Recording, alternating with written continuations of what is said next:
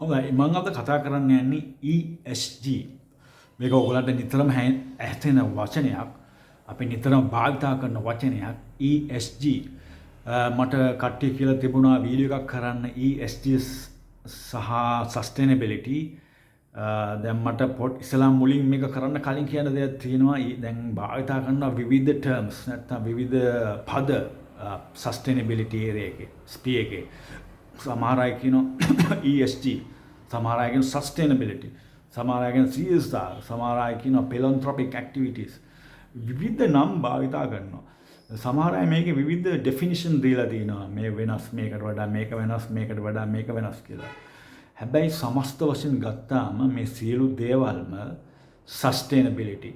එහෙම නැත්නම් මේ ESG කියන අකුරු තුන ඇතුළට වැටෙනවා. the sustainability කියන එකත් ESG එක ඇතුලේ තියෙන දෙයක්. කෙනෙකුට කියන්න පුළුවන් ඒ දෙකේ යම්කිසි වෙනසක් තියෙනවා කියලා. හැබැයි ESG කියන්නේ environmental, social, governance, sustainability. ESG sustainability. ඒක sustainability කියන කෑල්ල අයින් කළා අපි ESG කියලා සරලව කියනවා.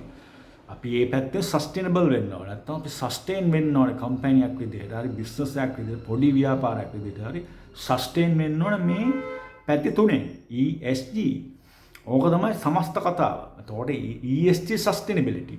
Environmental, social and governance sustainability. අපි sustainable in environmental aspect. අපි පරිසරයේ පැත්තෙන් sustainable. ඊළඟට අපි social පැත්තෙන් social sustainability. social පැත්තෙන් sustainable. ඊළඟට අපි governance පැත්තෙන් අපි sustainable වෙනවා. අපි බලමු මොකද්ද මේ අකුරු තුන. හරි සරලයි. environmental පාරිසරික බලපෑම. ව්‍යාපාරයක් නිසා අපි මේ corporate sustainability කතා කරන්නේ. ව්‍යාපාරික තිරසාර භාවය sustainability, corporate sustainability කියන sustainability ලොකු area එකක්. අපිට city sustainability තියෙනවා. අපි හිතමු city එකක් ගත්තොත් එහෙම කොළඹ city එක. ඒ කොළඹ city එක sustainability එකක් තියෙනවා. එතකොට ඒක corporate sustainability ගන්න මේක city sustainability. right? ඒ ඕන පැත්තට ගන්න පුළුවන්. රටකට ගන්න පුළුවන් country sustainability. right? එහෙම නැත්නම් අපේ ගෙදරටත් ගන්න පුළුවන්. right? අපේ ගෙදර home sustainability. අපේ ගෙයක් විදිහට කොහොමද අපි sustainable corporate sustainability ගැන. يعني ව්‍යාපාර තිරසාරභාවය ගැන.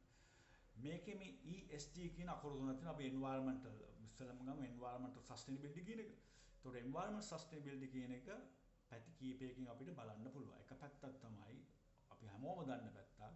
කොයිතරම් පාර කටයුතු නිසා කාබන් ඩයොක්සයිඩ් ඇට්මොස්ෆියර් එකට නිකුත් වෙනවා. මේක කෙලින්ම වෙන්නත් පුළුවන්, indirectly වෙන්නත් පුළුවන්. right? වක්‍රාකාරයෙන් වෙන්නත් පුළුවන්. ඊළඟට තියෙන දේ අපි සරලව මේ කතා කරගෙන යමු. ඊළඟට අපි බලමු energy consumption. අපි කොයිතරම් light දාගෙන ඉන්නවද? අපි කොයිතරම් machines වලට current එක ගන්නවද? right? මේ energy consumption එක. අපි energy save කරන්න පුළුවන් වෙලා save කරන්නේ නැද්ද? right? මේක ව්‍යාපාරයට directly බලපානවා.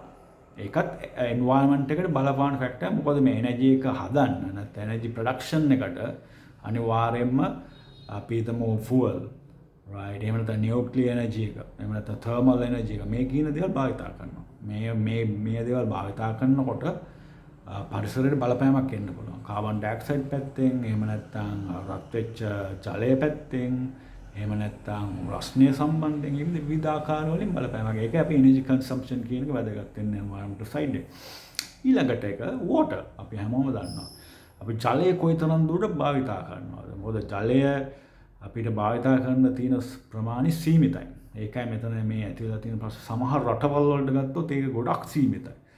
අපේ රටේ සාමාන්‍ය ජලය තියෙනවා. ඒ සමහර කාලවලදී අඩු වෙනවා.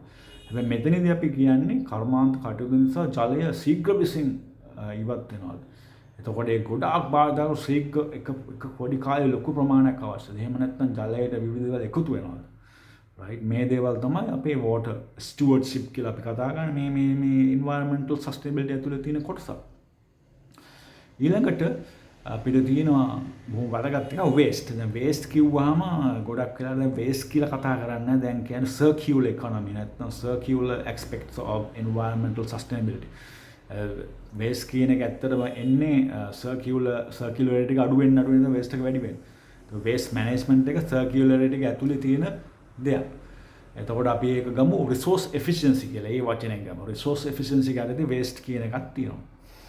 right? අපිට ඊළඟට බොහොම තවත් වැදගත් වෙන දෙයක් තියෙනවා නේචර් එක. දැන් කෙනෙකුට හිතන්න මොකද්ද මේ නේචර් එකයි බිස්නස් එකයි තියෙන අතර තියෙන සම්බන්ධය. අපි හැබැයි බිස්නස් කරනකොට පොඩ්ඩක් කල්පනා කරලා බලන්න අපි භාවිතා කරන අමුද්‍රව්‍ය කොහෙන්ද එන්නේ? අපිට වෙන ග්‍රහ ලෝකයකින් නෑ අපි පරිසරයෙන් එන්නේ. right? අපේ එක්කෝ ගොවි පොලෙන් එහෙම නැත්නම් අපි පසෙන් right අපි හිතමු අපි බැටරියක් කාර් බැටරියක් හදනවා කියලා දන්නවා. ඒක කොහොමද නේචර් එකට සම්බන්ධ වෙන්නේ? ලිතියම් කොබෝල් නිකල් එන්නේ කොහෙන්ද? වෙන ග්‍රහ ලෝකෙකින් නෙමෙයි අපි පසෙන් එන්නේ. right? ඒක ඒතකොට බයෝඩයිවර්සිටි නැත්නම් නේචර් එකට බලපෑමක් ඇති කරන්න පුළුවන්. ඒ නිසා තමයි බයෝඩයිවර්සිටි කියන එක ආයතනයකට වැදගත් වෙන්නේ. දැන් ඒතකොට හිතන්න පුළුවන් අපේ වට වෙන්නේ නැහනේ. අපි මේ පොඩි ව්‍යාපාරනේ කරන්නේ. අපි මේ පොඩි ආපෙන්දී අප විකුණන කඩයක් දාගෙන ඉන්නේ. ඒක අපේ නේචර් එකට තමයි නේචර් සම්බන්ධ වෙනවා. මොකද පිටි කියන එක එන්නේ වෙන ලෝකයකින් නෙමෙයි. right? ගොවි පොලෙන් එන්නේ. right? එතන ඇග්‍රිකල්චර් එකේ ඇති ඇග්‍රිකල්චර් කොයිතරම් දුරට හොඳට කරනවද නැද්ද කියන එක මත පරිසරයට බලපෑමක් කියලා වෙන්න පුළුවන්. right? අපි නේචර් එකට සම්බන්ධ ව්‍යාපාර කරනකොට. right? එතකොට මේ පැති වලින් තමයි අපි මේ environmental sustainability කියන එක කතා කරන්නේ. අපි ඊළඟ වීඩියෝ එකකින් බලමු මොනවද මේ social sustainability සහ governance කියන්නේ කියලා. right? Thank you very much.